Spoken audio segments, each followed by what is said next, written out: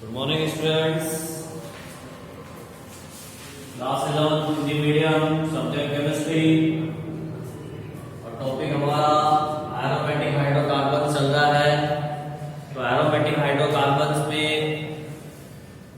पिछले पार्ट में अपन ने उसकी जनरल इंट्रोडक्शन पढ़ा था, एरोमेटिक बेंजीन वगैरह का संभाव्यता पढ़ा और नामकरण पढ़ा। आज हम बात करेंगे तो हकल नियम की और बेंजीन बनाने की विधियां कौन कौन सी है, किन किन विधियों द्वारा बेंजीन बनाया जा सकता है, यानी विल्सन की विधियां। तो सबसे पहले हम बात करते हैं हकल नियम क्या है। तो देखिए, हकल नियम जो है एक आधुनिक नियम है। ये एरोमेटिक यौगिकों को परिभाषित करने के लिए दिया गया आधुनिक नियम है ये। इस नियम के अनुसार क्या नियम है, देखिए इस नियम के अनुसार चक्रीय यौगिक के अंदर अगर पाई इलेक्ट्रॉनों की संख्या 2, मैं कह रहा हूं पाई इलेक्ट्रॉनों की संख्या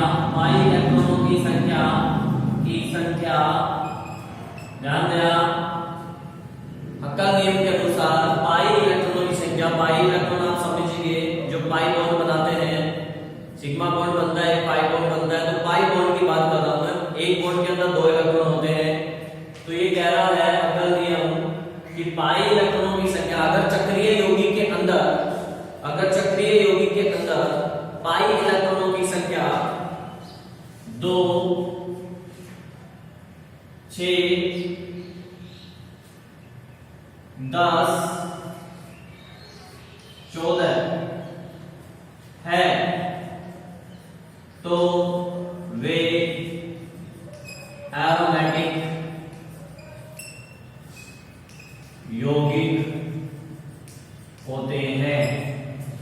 आगे बात सुनें, अगर किसी यौगिक के अंदर पाई इलेक्ट्रॉनों की संख्या 2, 6, 10 और 14 है, इट मींस वो एरोमेटिक यौगिक होगा।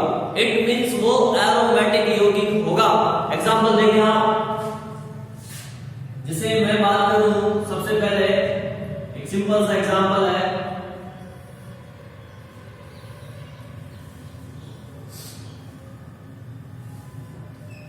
अब इस कंपाउंड के अंदर आप देखिए पाई इलेक्ट्रॉनों की संख्या 2 है, क्योंकि ये पाई बॉन्ड है, ये बॉन्ड पाई है, तो इसमें 2 इलेक्ट्रॉन होंगे। एक आवर्त के अंदर 2 इलेक्ट्रॉन होते हैं, अर्थात इसमें पाई इलेक्ट्रॉनों की संख्या 2 है, तो ये भी एरोमेटिक यौगिक है। इसके अलावा ये देखिए, यहां पे ऑक्सीजन ग्रुप है और एक आबंध यहां बना दिया, एक यहां बना दिया, यहां लोन पेयर प्रेजेंट है, ये लोन पेयर भी इसमें काउंट हो जाएगा। यहां पाई इलेक्ट्रॉन संख्या 2, 2, 4 और ये मानेंगे जब बॉन्ड बनाएंगे तो पाई, तो 6 पाई इलेक्ट्रॉन है। कितने इलेक्ट्रॉन है? 6 पाई इलेक्ट्रॉन। इसी प्रकार से बेंजीन में देखो आप, एरोमेटिक यौगिक बेंजीन अल्टरनेट डबल बॉन्ड होता है, अर्थात पाई इलेक्ट्रॉन की संख्या देखिए 2, 2, 4, 2, 6। तो ये भी क्या हो गया आपका एरोमेटिक यौगिक हो गया बेंजीन। क्या हो गया? एरोमेटिक यौगिक हो गया। आगे बात सुनिए, इसके अलावा आप देख सकते हो नक्लीन का फॉर्मूला देखिए, ये होता है नक्लीन में 2 बेंजीन रिंग आपस में जुड़ी हुई होती है, ठीक है, सिंपल सी चीज है, कोई दिक्कत नहीं है इसमें। ये लीजिए, ये नक्लीन है, एरोमेटिक यौगिक है, पाई इलेक्ट्रॉन्स काउंट करें 2, 2, 4, 2, 6, 2, 8 और 2, 10 पाई इलेक्ट्रॉन हो गए। कितने?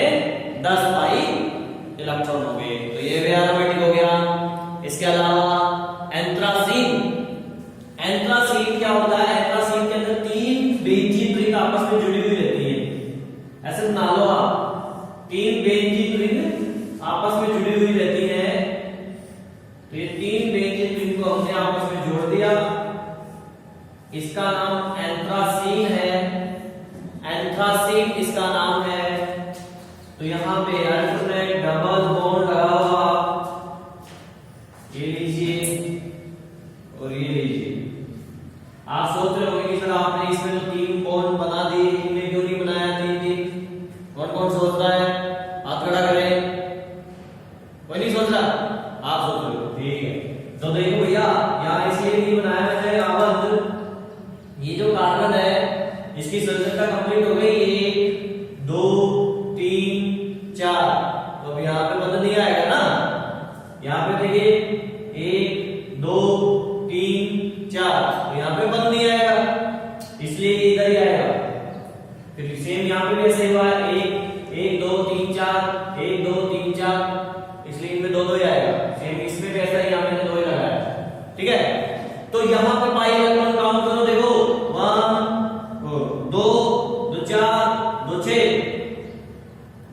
2 8 2 10 12 और 14। तो 14 पाई इलेक्ट्रॉन है, मींस ये भी एंथ्रासिन भी क्या है, एरोमेटिक यौगिक है। तो एक छोटा सा इंपॉर्टेंट टॉपिक है, कर लेंगे आगे बात समझे। अब हम बात करते हैं बेंजीन बनाने की विधियां, ठीक है, यानी बेंजीन का विरचन। बेंजीन का विरचन, विरचन का मतलब है बेंजीन बनाने की विधियां। तो सबसे पहली विधि हम बात कर रहे हैं, पहली विधि है एल्काइन का बहुलीकरण। देखो कल अपन ने पिछले पार्ट में इसकी बात की थी, एल्काइन का बहुलीकरण किया था अपन ने। वहां पे हम पढ़ रहे थे एल्काइन के रासायनिक गुणधर्म, ठीक है। लेकिन उस रासायनिक गुणधर्म में हमने देखा था कि एल्काइन का जब बहुलीकरण किया था तो क्या बना था, बेंजीन बना था। तो यहाँ पे भी ये चीज पढ़ रहे हैं, क्या, बेंजीन बनाने की विधियां। तो ये रिएक्शन यहाँ पे भी आ गई। एल्काइन का बहुलीकरण करें, मैं फिर से रिपीट कर देता हूँ इस रिएक्शन को। देखिए एल्काइन का बहुलीकरण करते हैं, पर 3 अणु ले लें, CH ट्रिपल बॉन्ड CH, और इसको ये जो एथाइन है, इस एथाइन को, एथाइन लिया मैंने यहाँ पे, ठीक है, साधारण नाम एसिटिलीन है। इसको एकदम रक्त तप्त लोहे की नली से गुजारते हैं 873 केल्विन टेम्परेचर, ठीक है। तो जब इसको इस रक्त तप्त लोहे की नली से गुजारा जाता है तो ये चक्रीय यौगिक में बदल जाता है। चक्रीय यौगिक मतलब बेंजीन का निर्माण कर लेता है, ये बेंजीन का निर्माण कर लेता है। एक पाई बॉन्ड ब्रेक हो गई, वो सिग्मा में कन्वर्ट हो जाता है और बेंजीन का निर्माण होता है। तो ये पहली विधि होगी बेंजीन के विरचन के एल्काइन का बहुलीकरण। आगे बात समझे। सेकंड विधि 2 नंबर है एसिटिक अम्लों का विकार्बोक्सिलीकरण। एसिटिक अम्लों का विकार्बोक्सिलीकरण, एसिटिक अम्लों का विकार्बोक्सिलीकरण, कार्बोक्सिलीकरण।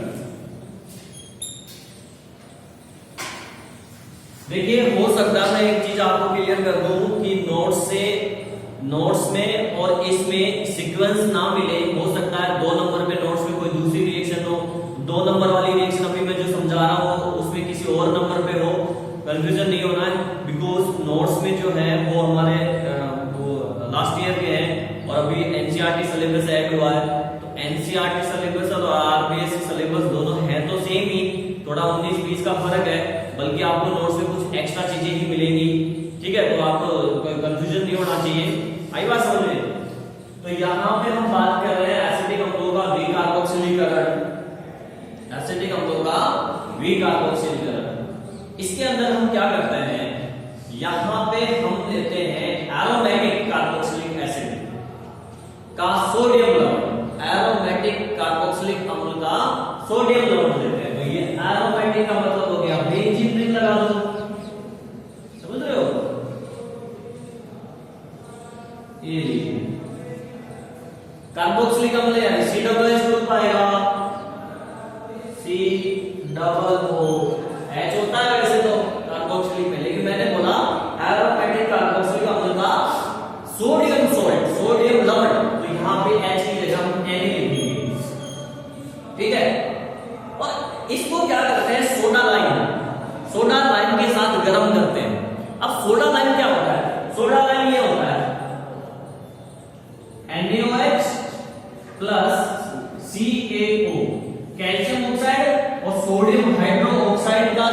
मिक्सचर है उसको सोडा लाइम कहा जाता है। तो इसके साथ में इसको गर्म करते हैं। तो मैंने यहाँ लिख दिया NaOH, और ये जो हमारा कैल्शियम ऑक्साइड है ये कैटलिस्ट का काम करता है, ये समझ लीजिए। आप हीट करेंगे, इसको गर्म करेंगे। ये डेल का मतलब है गर्म करना। तो देखिए यहाँ पे रिएक्शन में इसका गर्म करना मतलब होता है, बेसिक केमिस्ट्री में हम फिजिकल केमिस्ट्री में जब पढ़ते हैं तो वहां पे कुछ और मतलब हो जाता है डेल का। वहां पे मतलब होता है कि परिवर्तन, जैसे डेल P यानी दाब में परिवर्तन, डेल H एंथैल्पी में परिवर्तन, डेल S एंट्रोपी में परिवर्तन। तो वहां तक मतलब यहाँ पे गर्म करना है। तो अब यहाँ पे आप देख सकते हैं, देखो यहाँ से ये निकाल दीजिए भैया। अपन क्या बना रहे हैं? बेंजीन बना रहे हैं ना। क्या बना रहे हैं? बेंजीन। तो ये पूरा पूरा गर्म करने से ये निकल जाएगा आपका यहाँ से ये, और ये निकला है सोडियम कार्बोनेट। देखो Na2CO3 सोडियम कार्बोनेट, और ये H आके यहां जुड़ जाएगा तो सब बेंजीन बन गया। ये लीजिए बेंजीन प्लस Na2CO3। ये H जो है ना, ये H यहाँ पे हिडन है क्योंकि यहाँ सब पे H है, ठीक है। तो उसको मैंने हिडन कर दिया, बन गया बेंजीन। आगे बात करें, ये दूसरी विधि थी बेंजीन बनाने की। अब एक और विधि है इसमें, फिनोल का अपचयन। क्या? फिनोल का अपचयन। तो तीसरी विधि हम यहां बात कर लेते हैं, 3 नंबर, फिनोल का अपचयन। तो फिनोल का अपचयन करवाते हैं। अब फिनोल देखो क्या होता है, जब बेंजीन रिंग के, ये बेंजीन रिंग है, इसके OH ग्रुप जुड़ा हुआ हो। कौन सा ग्रुप जुड़ा हुआ हो? OH। तो ये OH ग्रुप जोड़ दिया तो ये फिनोल है। क्या ये? फिनोल। इसका अपचयन करवाया जिंक के साथ में, जिंक धातु के साथ में इसका अपचयन करवाया। इसको हीट करेंगे तो यहां से ये निकल जाएगा O और Zn। ये जो Zn है ना, ऑक्सीजन को लेके चला जाएगा। और हमने पढ़ा था चैप्टर 1 में, वह रासायनिक अभिक्रिया जिसमें ऑक्सीजन की कमी होती है अपचयन कहलाता है। तो इसमें ऑक्सीजन की कमी हो जाएगी ना, ऑक्सीजन किसके साथ निकल गया? Zn के साथ में निकल गया। तो बचेगा क्या? केवल बेंजीन बचेगा। क्या बचेगा? Benzene plus ZnO। तो इस प्रकार से भी बेंजीन का निर्माण होता है। आगे बात समझे, तो ये बेंजीन बनाने की विधियां हैं। नेक्स्ट हम टॉपिक पे बात करते हैं एरोमेटिक हाइड्रोकार्बन, क्योंकि हमारा एरोमेटिक हाइड्रोकार्बन ही चल रहा है। हमने अभी उसकी दिलचस्प विधियां पढ़ी है। एरोमेटिक हाइड्रोकार्बन के भौतिक गुणधर्म। भौतिक गुणधर्म क्या है? भौतिक गुणधर्म के बाद में हम रासायनिक गुणधर्मों की भी बात करेंगे। तो पहले भौतिक गुणधर्मों की बात कर लेते हैं। तो देखिए भौतिक गुणधर्मों में पहला गुणधर्म है इसका कि जो एरोमेटिक हाइड्रोकार्बन होते हैं वो अध्रुवीय होते हैं। क्या होते हैं? अध्रुवीय। ये अध्रुवीय अणु है। आई बात समझ? अध्रुवीय अणु दो प्रकार के अणु होते हैं ना, एक ध्रुवीय होता है, एक अध्रुवीय होता है। तो ये नॉन पोलर है, ठीक है। नॉन पोलर मतलब अध्रुवीय अणु। दूसरी चीज बात करें इनके रंग की, तो ये रंगहीन होते हैं। रंगहीन, ठीक है। रंगहीन ये द्रव हो सकते हैं या कुछ ठोस भी होते हैं। कलर इनका पानी जैसा होता है, रंगहीन का मतलब पानी जैसा, और ये द्रव होते हैं जनरली तो, पर कुछ ठोस भी होते हैं। तो द्रव ठोस दोनों अवस्था में हो सकते हैं। गंध की बात करें तो गंध इनमें विशिष्ट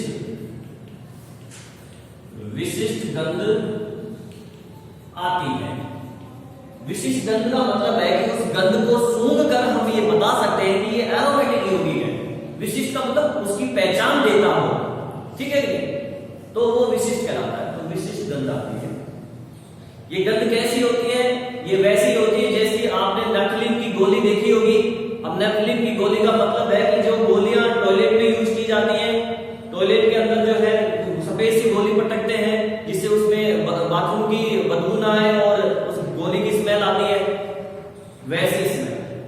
कुछ लोग घर में भी यूज करते हैं, कपड़ों के अंदर वो गोलियां रख देते हैं, ठीक है ना, जिससे कि कपड़ों को चूहे वगैरह खराब ना करें, जो छोटे छोटे इंसेक्ट होते हैं वो खराब ना करें। कुछ लोग गेहूं के अंदर भी डाल देते हैं ताकि इल्ली ना लगे। तो वो जो सफेद गोली है उसमें आपने देखा ही होगा, उसकी जो स्मेल आपने सुनी होगी, वैसी स्मेल आती है एरोमेटिक यौगिकों में, एरोमेटिक हाइड्रोकार्बन्स में। आगे बात समझे, चलो आगे बढ़ते हैं। विलेयता, विलेयता में बात करें तो ये जल में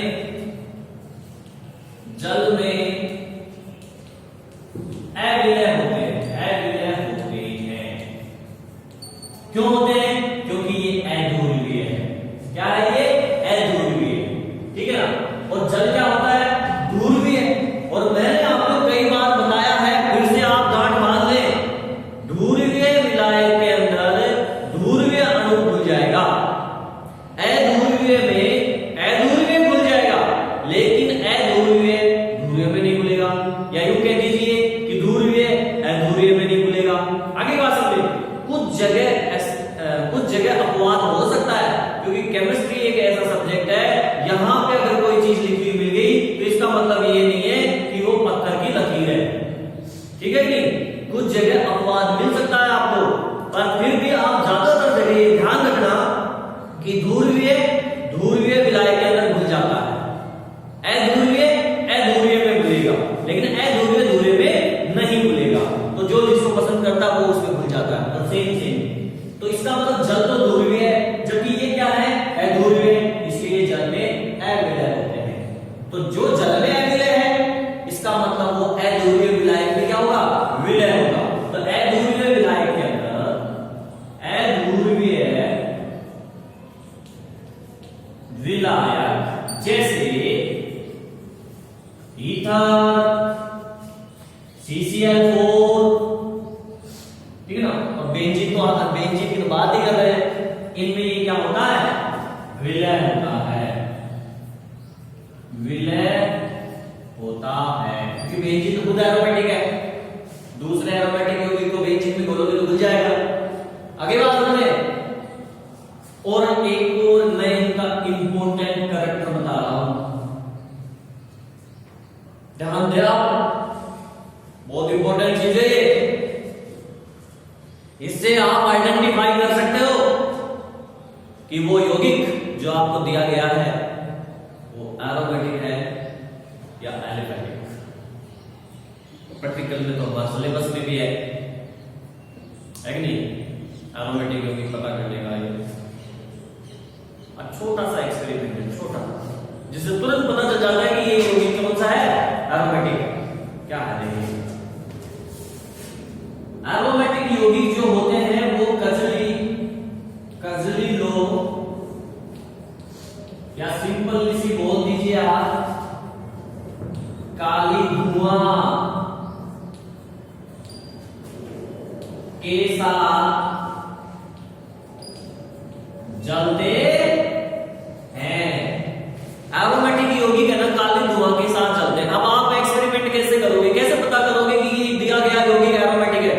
कांच की रोड लो, जैसे सपोज किया ये कांच की रोड है, इसको उस कंपाउंड के अंदर डिप करो, भिगो लो, मतलब भिगो के इसको बर्नर में जलाओ। तो जब वो कंपाउंड जलेगा, अगर वो काली धुआं के साथ जले तो समझ जाना एरोमेटिक है, और काली धुआं के साथ नहीं जले तो एलिफेटिक है। आगे बात समझे।